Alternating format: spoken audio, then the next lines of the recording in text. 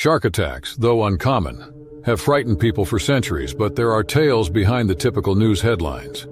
These encounters, which range from unprovoked attacks in unexpected locations to unexplained disappearances attributed to elusive species, expose the erratic nature of nature's top predators. Here are 6 stories. Isla Guadalupe's surrounding Pacific waters were crystal clear on the morning of September 12, 2024. Situated 150 miles off the coast of Baja California, Mexico, the island has gained a reputation as one of the world's top locations for up-close encounters with great white sharks. Adventurers had been seeking the excitement of coming into contact with these enormous predators from the safety of reinforced metal cages for decades. For such expeditions, the island's rocky cliffs and abundant marine life provided the perfect backdrop. World-famous adventure photographer Mike Hall and his fiancée Sarah Reynolds were on board the Isla Explorer, a special ship built for diving tours on that fateful day.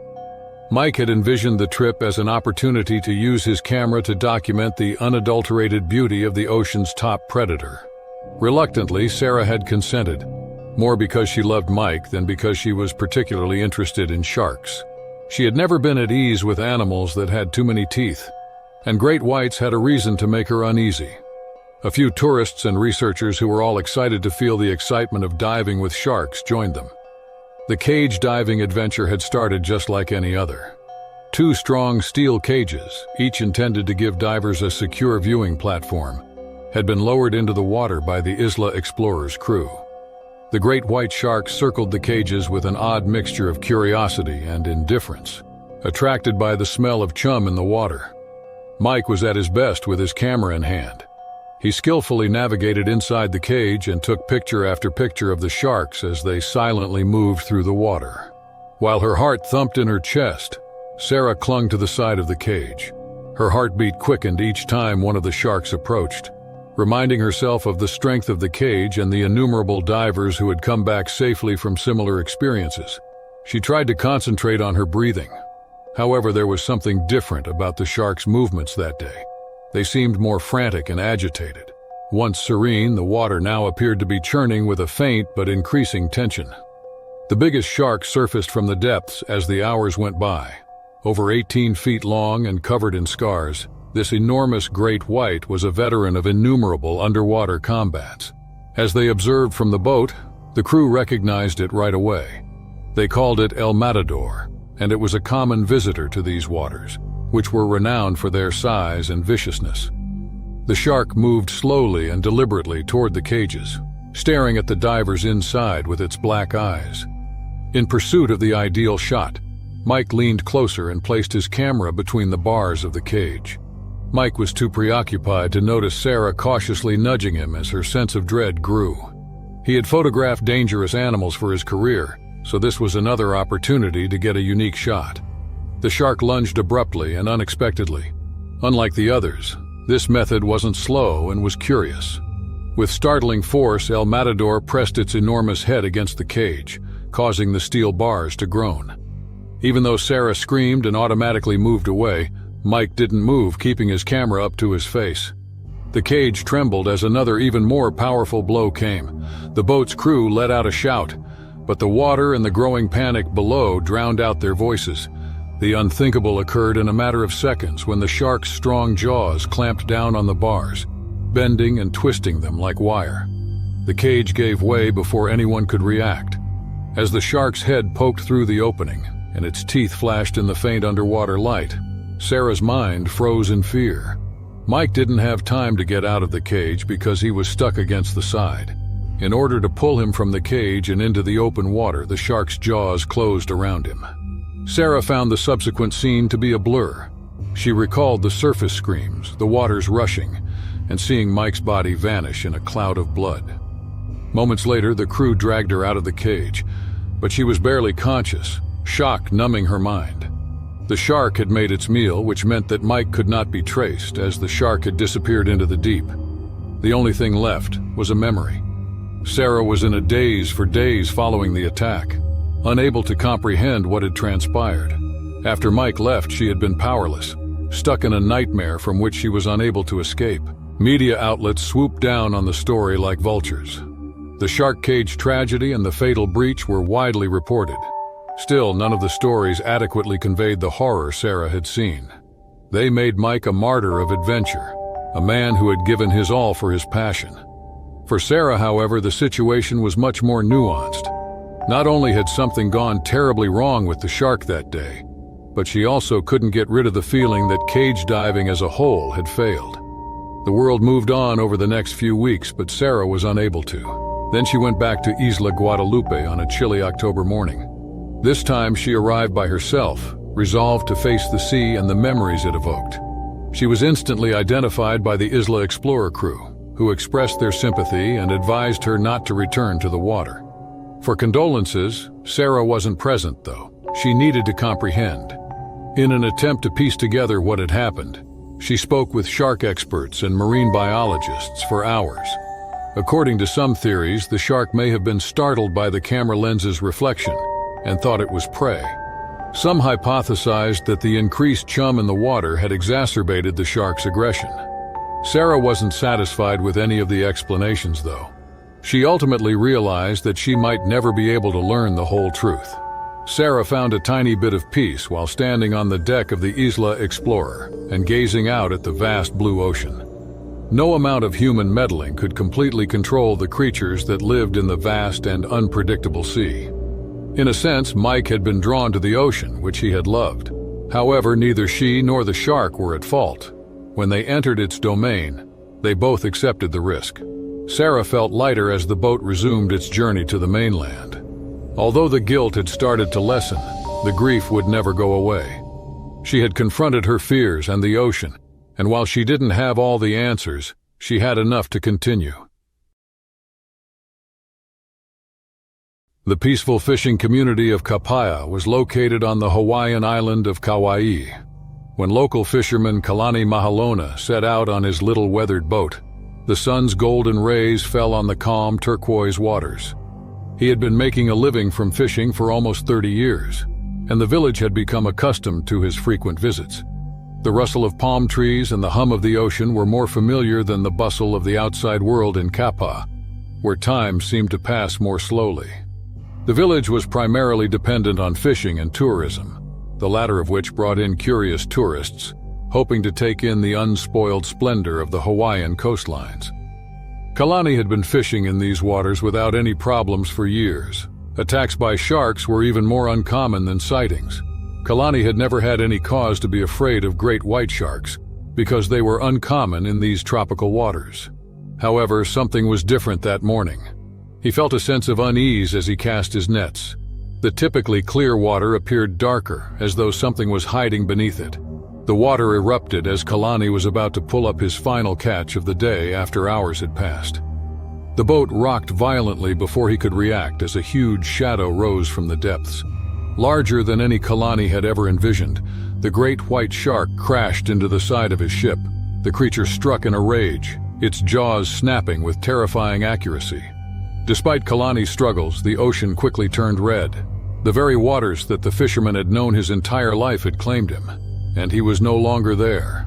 The shark had crushed him before leaving his lifeless body and disappeared into the deep. Kapa was shocked to learn of Kalani's passing. These waters had never seen a shark attack, so losing one of their own, particularly one with Kalani's level of experience, left a lasting wound. At first, the local authorities dismissed it as a single tragic incident, an unfortunate run-in with a rogue predator. However, the explanation didn't sit well with Daniel Mahalona Kalani's son. Daniel, a marine biologist who specialized in shark behavior, had been researching sharks for years. He had traveled across the Pacific for work, but he felt that the waters around Hawaii were safe for both people and sharks. From colder waters, great whites in particular hardly ever traveled this far. Daniel was determined to discover what it was that had brought this person here. Daniel started his investigation after his father's funeral and returned to Kapa. He talked to other fishermen who had been out on the water that day just like his father. The weeks before the attack, according to several, saw an abnormally high number of sharks nearer the coast. A few had even managed to catch a glimpse of big dark shapes beneath their boats. At that point, Daniel's suspicions began to grow. This type of shallow water was not the only place where sharks gathered, and not in such large quantities. The natural equilibrium was altered by something. Daniel made a startling discovery as he dug deeper. He discovered abandoned fishing gear, including hooks and lines intended for something much bigger than catching mahi-mahi or tuna. There were indications of illicit poaching on the gear, similar to what is used by those involved in the shark fin trade. Poachers frequently used bait to entice sharks to kill them for their fins, and then discard the rest of the carcass. The fins, which are considered a delicacy in some parts of the world, could fetch outrageous prices. Daniel was struck with the realization. Great whites and other sharks were attracted to the waters near Kapa because they had been purposefully baited. The ecosystem had been upset by the greedy and careless poachers, endangering the sharks as well as the locals. His father had now paid the price. However, Daniel's investigation grew increasingly risky as he discovered more. He was sorting through the evidence he had gathered late one evening when someone knocked on his door. An unfamiliar man cautioned him to cease his inquiries. Tourism was the village's main source of income, so reports of poaching and shark attacks would ruin their way of life. The message was clear. Daniel would be endangering not only himself but the entire village if he persisted. Faced with this dilemma, Daniel struggled. He knew the truth needed to come out, but he also understood the village's dependence on the ocean and the tourists it brought. The poachers were abusing this delicate balance, and everything could be destroyed if they were caught. However, if nothing were done, more human and shark lives would be in danger. Following a second shark attack a few days later, Daniel made his decision. This time, the victim was a young surfer who had entered the baited waters as a tourist. Despite the surfer's survival, the incident rocked the community, and tales of killer sharks quickly spread. Large swaths of the beach were closed by the authorities under duress, further harming the already precarious local economy. After deciding he could no longer keep quiet, Daniel presented his findings to the environmental organization in his community. He urged them to act after gathering testimony from fishermen who had witnessed suspicious activity and proof of illegal poaching. The agency was initially reluctant due to the potential impact on tourism, but eventually agreed to investigate. The crackdown was swift. Over the following weeks, several poaching vessels were seized and their operators arrested. News of the illegal shark fin trade operation spread, but Daniel and the environmental agency worked hard to ensure the narrative focused on the poachers, not the sharks. They emphasized the importance of protecting both the marine life and the people of Kapa, highlighting the need for sustainable fishing practices and stricter enforcement of fishing regulations. In the aftermath, the village struggled to recover from the blows to its economy. Tourism took a temporary hit, but over time the story of Kapa became one of resilience, not tragedy. The beaches reopened and visitors returned, drawn in by the village's commitment to preserving its natural beauty. Daniel, though forever marked by the loss of his father, continued his work as a marine biologist, advocating for the protection of marine ecosystems and raising awareness about the dangers of illegal poaching. In the end, Kalani's death had not been in vain. The waters around Kapa began to heal, and the sharks, once lured in by greed, returned to their natural patterns. The village, though changed, endured, bound together by the knowledge that they had faced the threat and emerged stronger.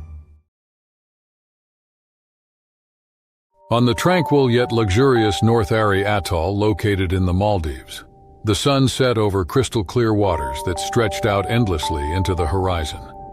It was a resort island, secluded and exclusive, where wealthy honeymooners and vacationers from around the globe came to escape the monotony of life. The island, known as Kuramathi Isle, was a stunning blend of white sands and lush palm trees, surrounded by vivid coral reefs and teeming marine life. Ava Harper, an American tourist in her mid-30s, had arrived at Kuramathi Isle with her sister Meryl for a much-needed vacation. Ava had insisted that they travel to avoid the stress of their everyday lives in Chicago after Meryl's recent tumultuous divorce. With its tropical setting, seclusion, and tranquility, Kuramathi seemed ideal for that. World-class facilities were available at the resort, and the staff was incredibly helpful. Everything had gone according to plan during the first few days. But then there was a tragedy. One of the things Ava would never forget happened on the fourth day of their visit. Just off the beach in one of the resort's designated safe zones, a honeymooning couple named Jared and Alara Voss had been snorkeling. The water glistened beneath the sun's golden rays as it rose. Ava had been half asleep in a beach chair when she heard the frantic splashing. Squinting at the water, she sat up and noticed Jared flailing wildly. Alara, his wife, was yelling. Ava glimpsed a dark and ominous object amid the confusion. A shark, its dorsal fin clearly visible, tearing through the water at a terrifying pace. The water surrounding Jared turned red a short while later. It happened very quickly. Although it was already too late, resort employees hurried to remove Alara from the water and try to save Jared. The pristine beach was now marred by blood where his body had been dragged beneath. Tourists stood motionless on the beach, unable to comprehend what they had just witnessed as shock swept through the air. The resort's management moved swiftly, but not in the manner one might anticipate. Citing routine maintenance and asserting that Jared had disregarded safety precautions by going too far out into the open ocean, they closed off the beach rather than publicly confronting the attack. The resort manager, a calm man named Elias Nevin, blamed Jared for his own negligence and declared it a tragic accident, which Ava overheard. The other guests were even led to believe that it might have been a freak accident that had nothing to do with a shark, possibly a simple slip on some jagged coral. However, Ava was aware of her observations. Without mentioning Jared's passing, the beach reopened the following day. It was not a monument, and there was no recognition. Alara's cries of sorrow had been muffled behind closed doors, as she was also discreetly taken off the island. Ava felt uneasy about the entire circumstance. She was greatly satisfied with her ability to see things clearly, but she couldn't get rid of the feeling that this wasn't the first time something similar had occurred. Merrill was at the resort's spa later that night, so Ava sneaked into the lobby to do some research. In its brochures and website, the resort boasted about the safety of its waters, strongly suggesting that shark sightings were uncommon and that the area was closely watched. However, Ava rejected it. She began making inquiries informally with the bartenders, the employees, and even some locals she had met while on a trip to a nearby island. Regarding the incident, everyone appeared uncomfortably silent. Ava does not start to piece together the truth until she meets a local fisherman named Dune. Kuramathi Isle had a dark past. Dune, a middle-aged man with deep-set eyes who spoke of experience, told her in low voices. A number of people have vanished over the years, primarily tourists who have gone diving or snorkeling in the nearby waters. The resort had always been able to hide it by blaming the victims themselves, claiming that they drowned or claiming that accidents were to blame. The shark population near the island has become abnormally aggressive in the past 10 years, Dune said, possibly as a result of illegal fishing methods that have upset the ecosystem. However, the resort refused to admit the issue because it was keen to keep up its image as a honeymooners' and vacationers' paradise. They instead silently compensated the bereaved families and removed all mention of the incidents from the public domain. Ava's spine tingled. Stopping now was not an option, even though she knew she was on a dangerous path.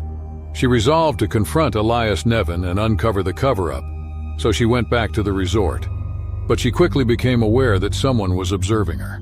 Everywhere she went, resort employees appeared, and her room had been inexplicably broken into while she was away. This disturbed Ava, but it strengthened her determination.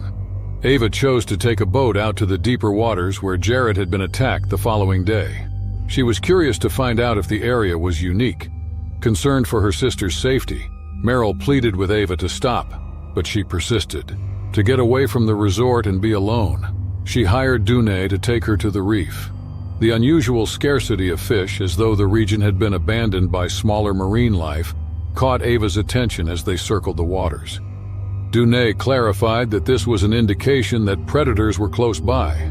Ava suddenly noticed a big shadow beneath the boat, a shark.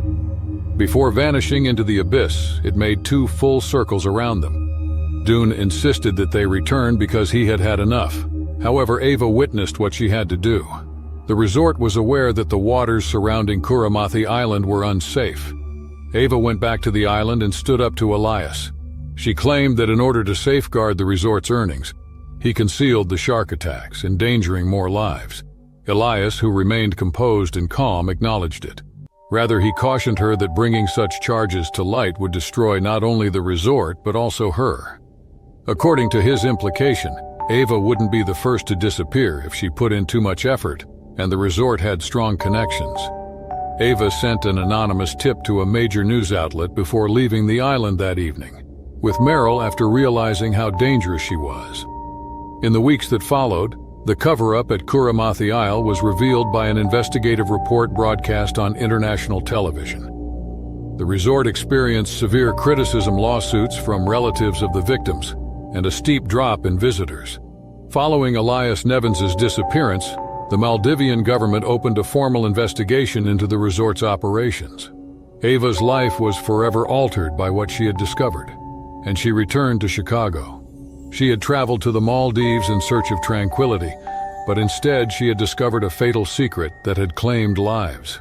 The paradise that Kuramathi Isle had promised was merely a front for the perils that were hiding beneath it.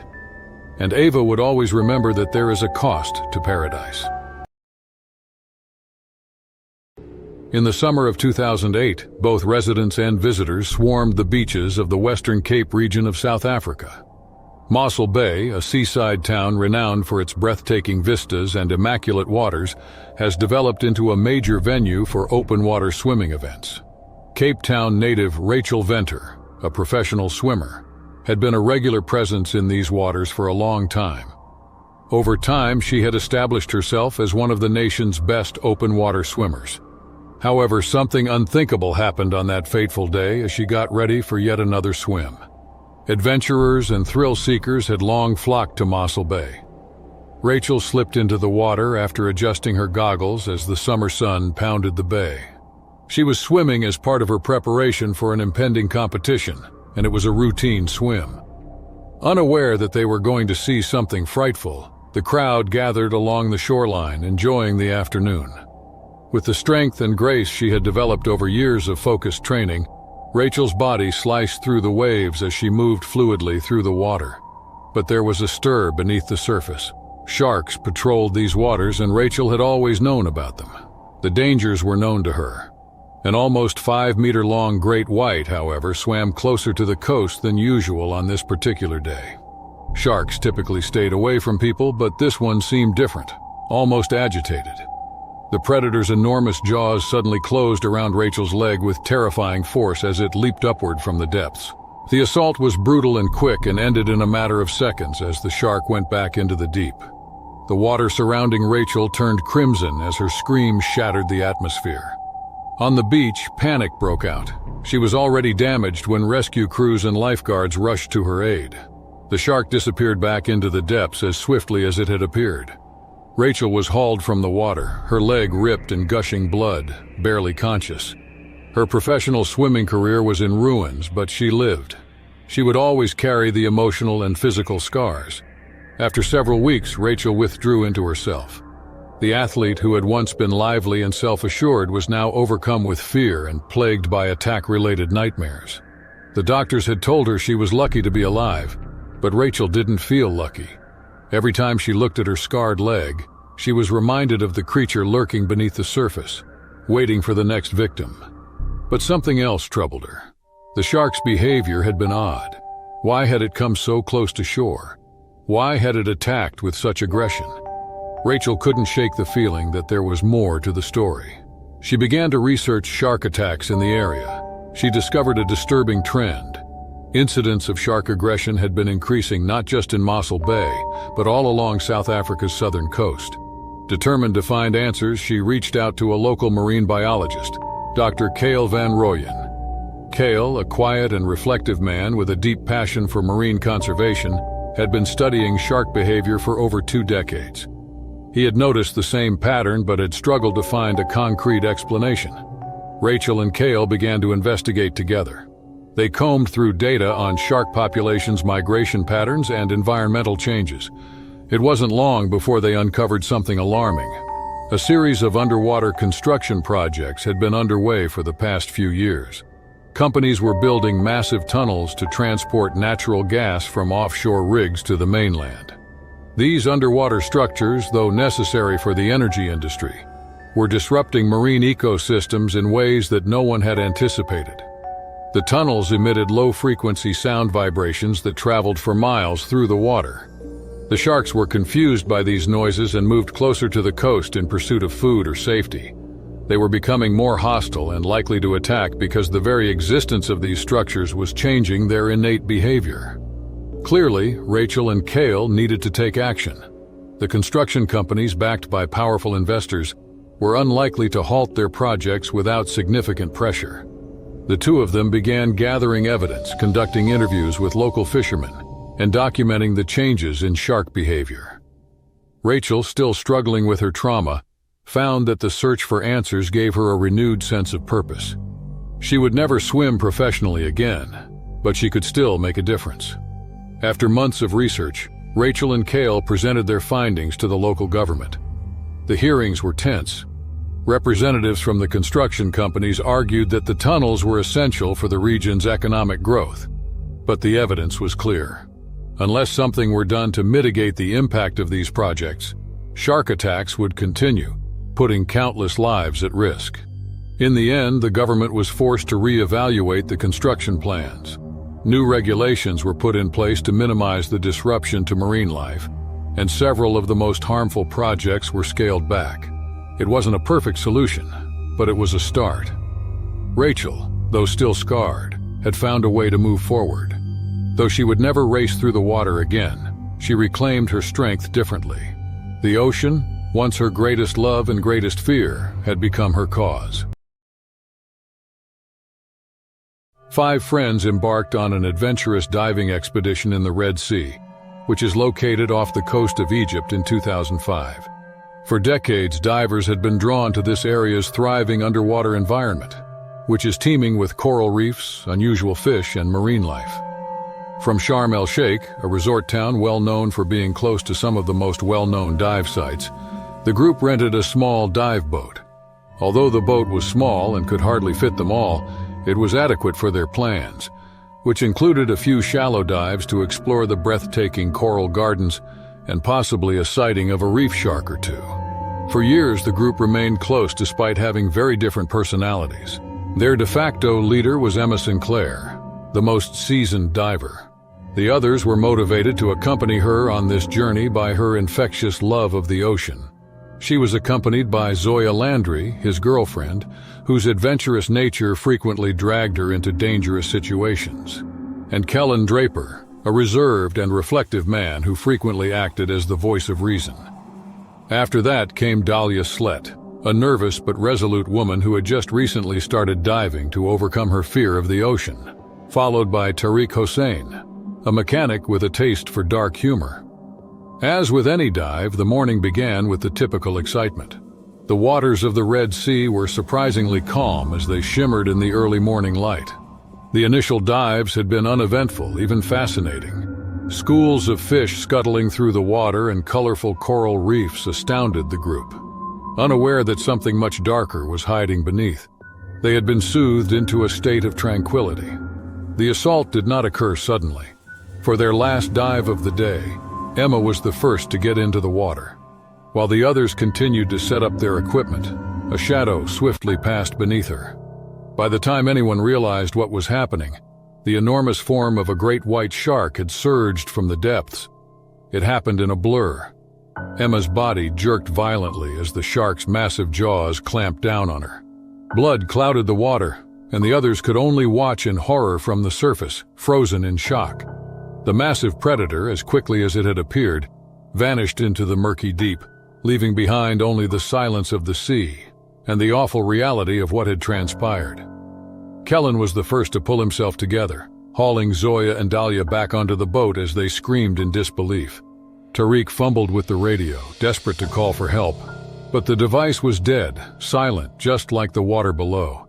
The boat's fuel gauge, which none of them had thought to check earlier, was perilously low. They had gone farther out than planned, and now, with Emma gone, they were stranded.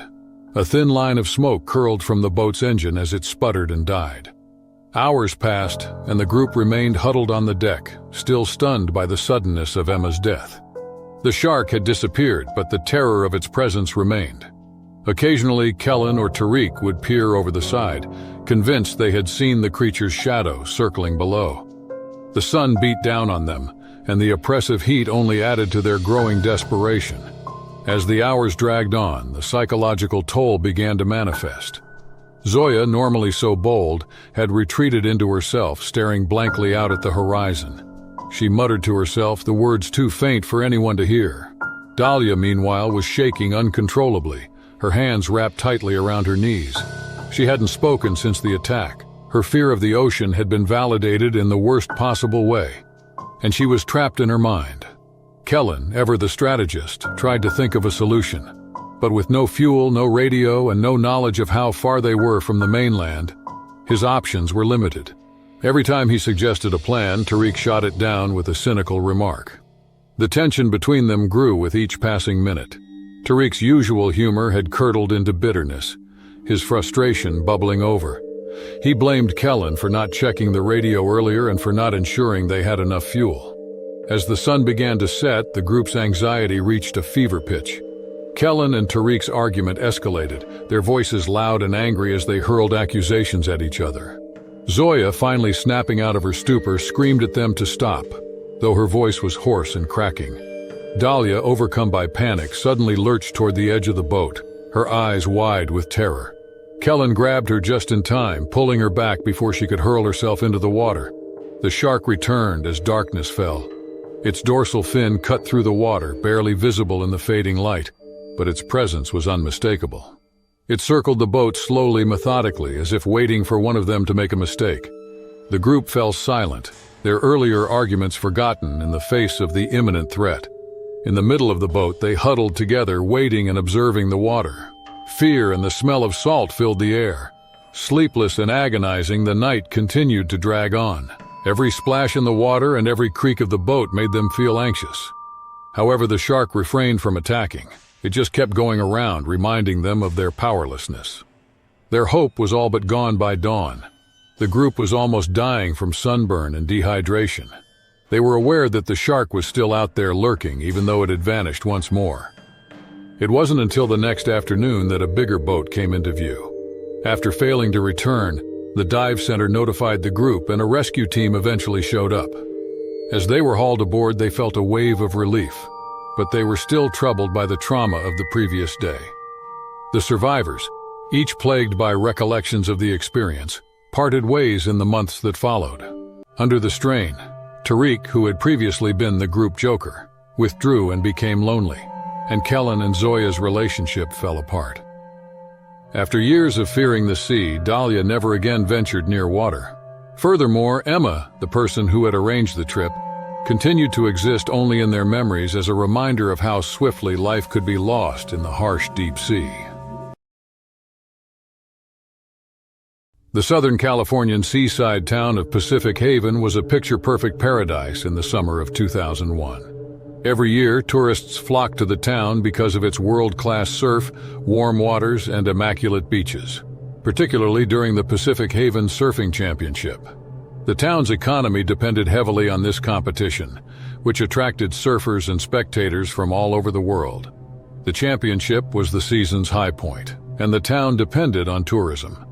The Pacific Haven waters, however, would turn red that summer. One of the town's most promising young surfers was 17-year-old Jake Voss. He was raised on these beaches and learned to ride the waves at an early age.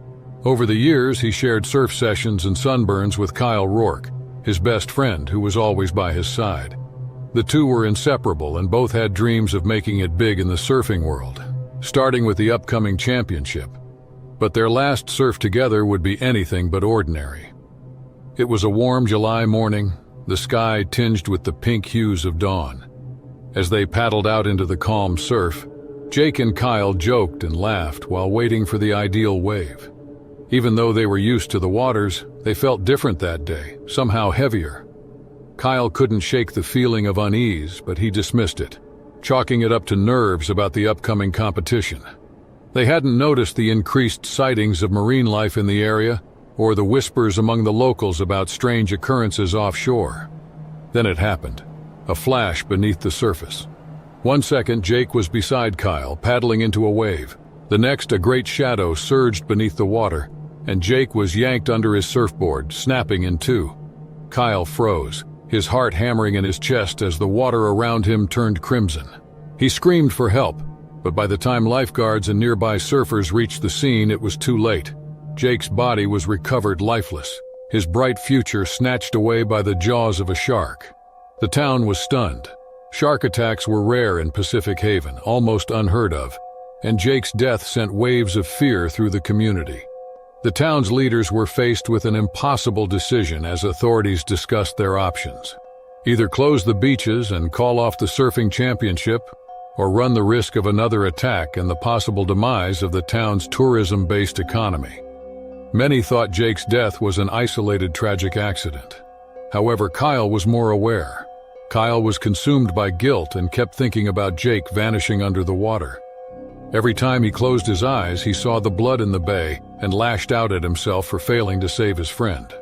Consumed by guilt and desperate for answers, Kyle began his own investigation into the attack. He scoured the beaches, talked to fishermen, and pored over news reports. What he found unsettled him even further. In the weeks leading up to the attack, shark sightings had suddenly increased. Fishermen reported seeing larger than usual schools of fish near the shore, and strange oil slicks had begun appearing in the water. It was then that Kyle stumbled upon something unexpected.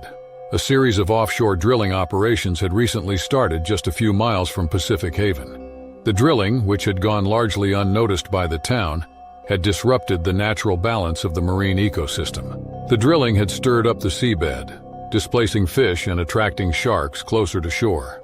Kyle realized that the town was in grave danger. The increased marine activity wasn't a coincidence, and Jake's death wasn't an isolated incident. More sharks were being attracted to the area, and hundreds of surfers would soon be in the water, unaware of the danger that lurked beneath the surface as the championship drew near.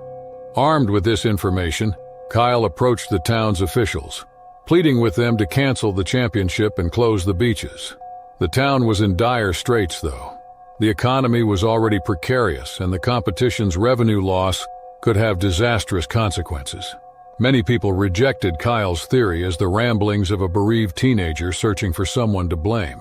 They reassured him that everything was under control and that patrols would be conducted in the waters.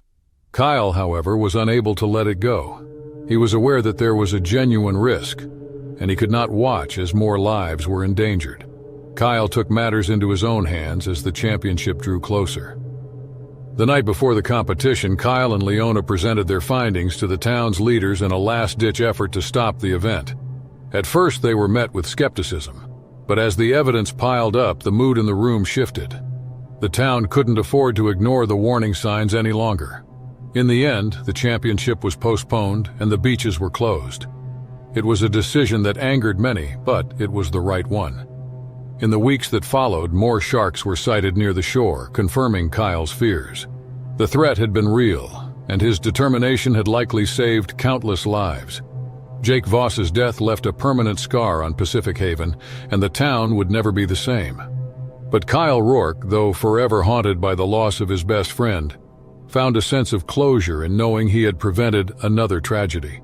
The bay, once a place of carefree joy, had become a reminder of the delicate balance between man and nature, a balance that once disturbed could have deadly consequences. He gathered evidence by taking photos of the oil slicks, interviewing fishermen, and researching the effects of offshore drilling on marine life. With the help of a local environmental activist, Leona Dre, they compiled a report that they hoped would convince the town to act.